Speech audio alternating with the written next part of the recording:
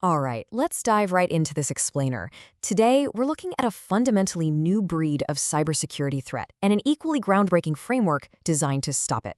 We're covering the Seismic framework, a brilliantly engineered model for detecting AI-driven malware before it actually strikes your network. If you've ever wondered how on earth defenders are supposed to keep up with artificial intelligence that attacks at machine speed, well, you are in the exact right place. We've got a ton of fascinating ground to cover today.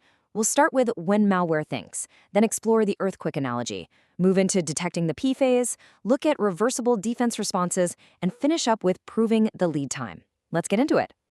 Section 1. When malware thinks.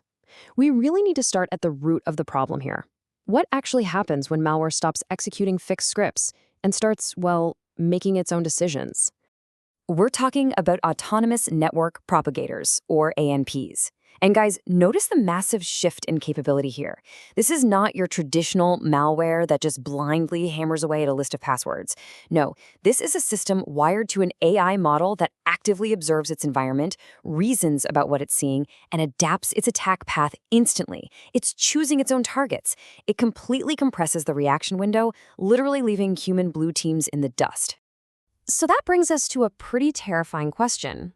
Since human defenders simply cannot react fast enough to an AI making decisions at machine speed, how on earth do you stop it? A human-in-the-loop system taking minutes or hours to respond? Yeah, totally useless here. We need a complete paradigm shift. We absolutely cannot wait for the damage to start. Which brings us to Section 2, the earthquake analogy. To find our solution, we're going to look at a genuinely brilliant analogy from the research paper involving seismology and earthquake early warning systems. You know how earthquakes emit those fast, relatively harmless precursor waves, the P waves, right before the destructive S waves hit? Well, it turns out autonomous malware does something really similar. It exhibits a harmless exploratory phase before it actually wreaks havoc on your network. Earthquake warning systems exploit that tiny gap in time, and guess what? We can do the exact same thing in cyber defense.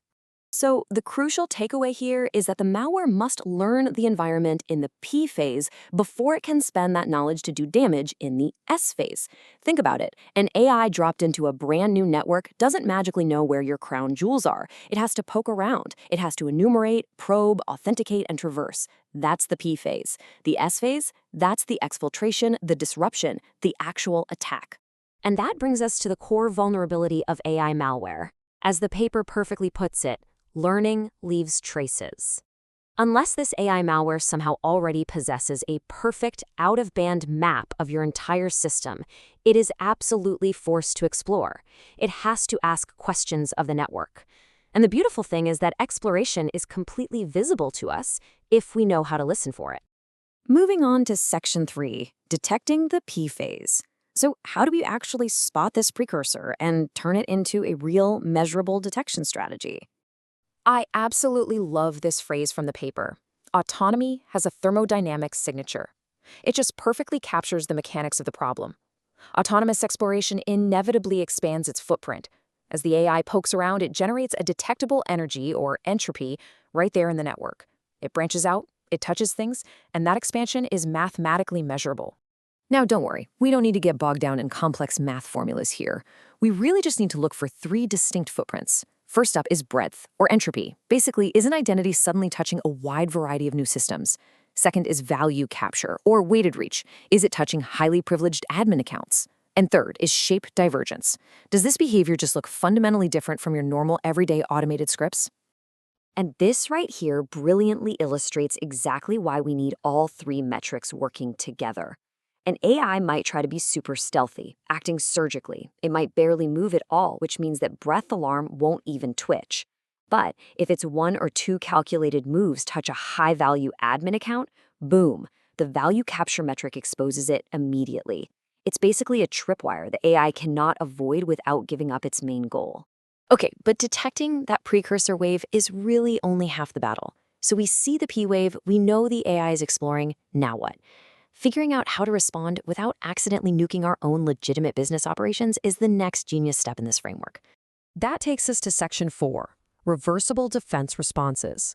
Let's look at how catching the threat early completely flips the economics of our defense. Notice the crucial split on this table between the forecast and confirmed states. Catching the threat early in the forecast state during that P phase only triggers reversible actions. We can demand a multi-factor authentication step up or just temporarily pause a task. This is huge because it allows us to safely intervene with an automated system without losing sleep over expensive false alarms. The reality is, early detection is just fundamentally cheaper. Because we're stepping in during the exploratory P wave, our defenses are incredibly targeted. You just restrict an identity while it's looking around. The blast radius of your defense is tiny. If it turns out to be a false alarm, no big deal. You just unfreeze the identity. But man, if you wait until the S phase, you're forced to shut down entire clusters just to stop the bleeding. All right, final section, number 5, proving the lead time. Now, all of this theory sounds fantastic on paper, right? But cybersecurity is full of great theories. Does the seismic model actually give us enough time to react in the real world? Let's look at the numbers. The researchers actually ran a synthetic study to test this exact thing. They threw epidemic attacks, surgical attacks, and those sneaky, slow and low stealth attacks right at the model. And, as you can see, the data clearly shows a massive gap between our early warning, that P-phase detection, and the actual S-phase impact.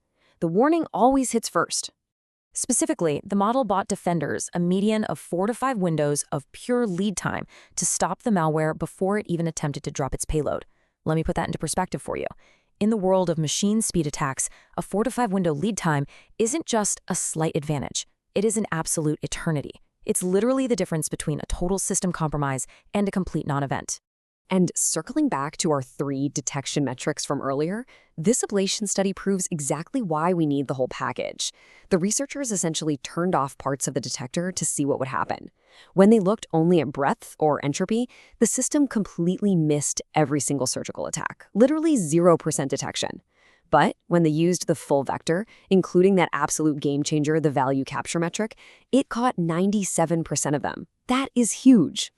For me, the true beauty of this entire framework is how it forces the attacker into an impossible corner. To evade these detection metrics, the AI malware has to stop exploring the network. But think about it.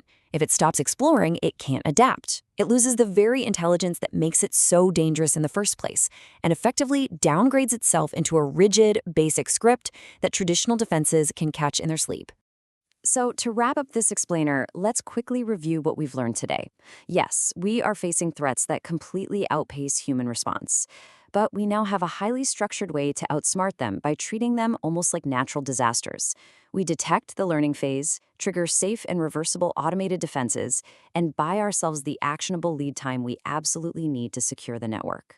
The bottom line is, we don't actually have to be faster than AI malware. We just have to catch it while it's trying to learn.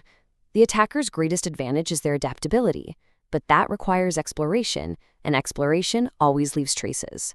The framework is here. The only question left to ask yourself is, when the next autonomous threat hits, will your network be listening for the P-wave?